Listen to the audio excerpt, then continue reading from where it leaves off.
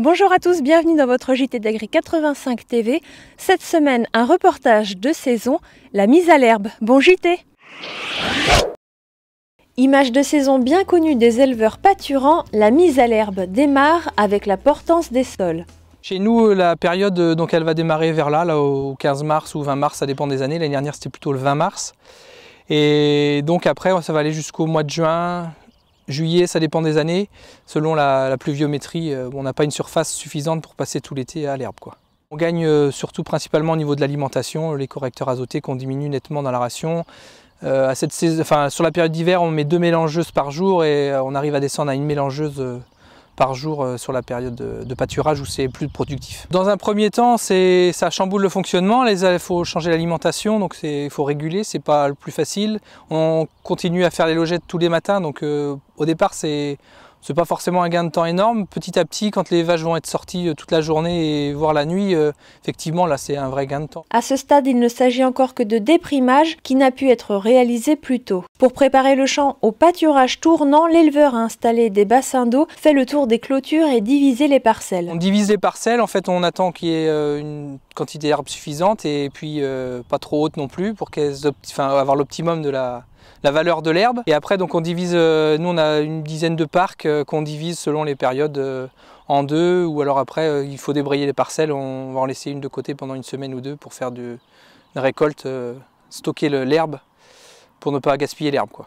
Et retrouvez chaque semaine le bulletin de pousse de l'herbe dans la Vendée agricole. Mes journées du coup, l'heure d'embauche habituelle, donc 8 h le matin, donc je pars avec mon bip sur moi et dès que le bip sonne, selon ce que je suis en train de réaliser et les impératifs du travail, je suis libre de partir. Après, c'est à moi de gérer mon temps pour partir en intervention. À l'image de Maxime Baudry, 5 conventions sapeurs-pompiers volontaires ont été signées jeudi au Landgenusson pendant l'Assemblée générale de la CUMA. On a signé 2 types de conventions. Donc, la première convention qui était importante, on est à l'Assemblée générale de la CUMA. Donc c'est le salarié Maxime qui est rentré sapeur-pompier volontaire l'année dernière et qui a signé une convention pour pouvoir s'absenter pendant son temps de travail pour faire ses formations de sapeur-pompier et également intervenir au centre de secours des Landgenusson. Alors ce qui est intéressant, moi ce qui me plaît, c'est toute cette partie imprévue. C'est quand ça sonne, qu'est-ce qu'on va faire, où est-ce qu'on s'en va. Mais la deuxième question, c'est combien de temps on s'en va. Au Landgenusson, ce sont 80 interventions par an et pour être titularisé, Maxime doit réaliser 227 heures de formation sur 3 ans. Il pourra bénéficier de la convention service de remplacement SDIS, aujourd'hui élargie aux salariés. Quand un salarié part de l'exploitation ou de la CUMA, le service de remplacement met à disposition un autre salarié. Être sapeur-pompier volontaire, c'est de très nombreux jours de formation. On ne peut pas être sapeur-pompier volontaire sans préparation. Et donc, nous avons une convention entre le service de remplacement Vendée et le SDIS qui permet de remplacer les sapeurs-pompiers quand ils partent en formation. Et donc, c'est un remplacement qui est totalement gratuit et un remplacement qui peut se prendre en dehors des journées de formation des sapeurs-pompiers, c'est-à-dire au moment où l'agriculteur a le plus de travail. Le monde du sapeur-pompier volontaire est accessible à toute personne, qu'il soit homme ou femme. On ne cherche pas de super-héros ni de super-sportifs, on est dans le monde du volontariat. On cherche simplement des personnes qui veulent s'engager vers les autres et qui acceptent de se former et puis d'aller bien sûr réaliser les interventions de secours aux personnes ou au niveau de l'incendie. Actuellement, 65 agriculteurs ou salariés sont également sapeurs-pompiers volontaires. En bénéficiant de la convention élargie, ces effectifs ne demandent qu'à s'étoffer. Une vingtaine de délégués de l'Ouest ont participé à l'Assemblée générale de la FNPL mercredi et jeudi en Haute-Marne. Les représentants de la FRSEA, Marie-André Luerne pour le Morbihan, Ghislain de Viron pour la Sarthe et Patrice Remaud pour la Vendée sont intervenus pour rappeler les positions de la région. Les élus ont notamment rappelé que les éleveurs attendent du prix avant des volumes, message adressé aux industriels mais aussi à la Commission européenne. L'importance de se fédérer sur des objectifs communs au sein et entre les OP a également été soulignée. Enfin, une segmentation au bénéfice des éleveurs a été évoquée. 3 délégués vendéens ont participé au Congrès national des propriétaires ruraux sur le thème « Quels propriétaires ruraux demain ?» Le vendredi a été consacré à la visite d'une fruitière, fromagerie spécialisée dans la production de comté. Ce lundi, les administrateurs de la FDSEA ont travaillé sur les niveaux d'eau. Éric Porcher, président de la section eau, et Michel Chauvin, conseiller de la Chambre d'agriculture, ont présenté l'état des nappes et remplissage des réserves sur le département. Par ailleurs, la cartographie des cours d'eau en Vendée est toujours en cours.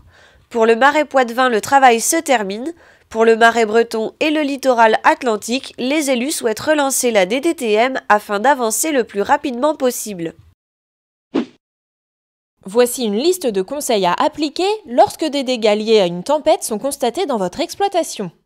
Ne pas se prêter au suraccident, d'abord se mettre en sécurité au plus fort de la tempête, puis ne pas créer un accident après l'accident. Par exemple, s'abstenir ou prendre toutes les précautions nécessaires avant de monter sur un toit pour tenter d'y fixer des tôles. Débrancher, les assureurs recommandent aussi de débrancher tous les appareils électriques en cas de coupure de courant et d'attendre que le courant soit revenu pour les rebrancher, car la menace la plus élevée pour ces appareils est lors de la réouverture du réseau avec des risques de surtension. Prendre des photos, il faut faire des clichés des dégâts en l'état, car ils vont se révéler très utiles au cas où l'expert ne pourrait pas se déplacer dans les jours suivants. Déclarer, il faut ensuite déclarer au plus tôt le sinistre à l'assurance. Pour cela, 3 moyens au choix, en allant sur votre espace client du site de l'assureur, en le signalant à la compagnie par l'envoi d'un email ou encore en appelant. Organisées par la FDSEA de Vendée, 15 réunions Pâques auront lieu sur tout le département à partir du 3 avril.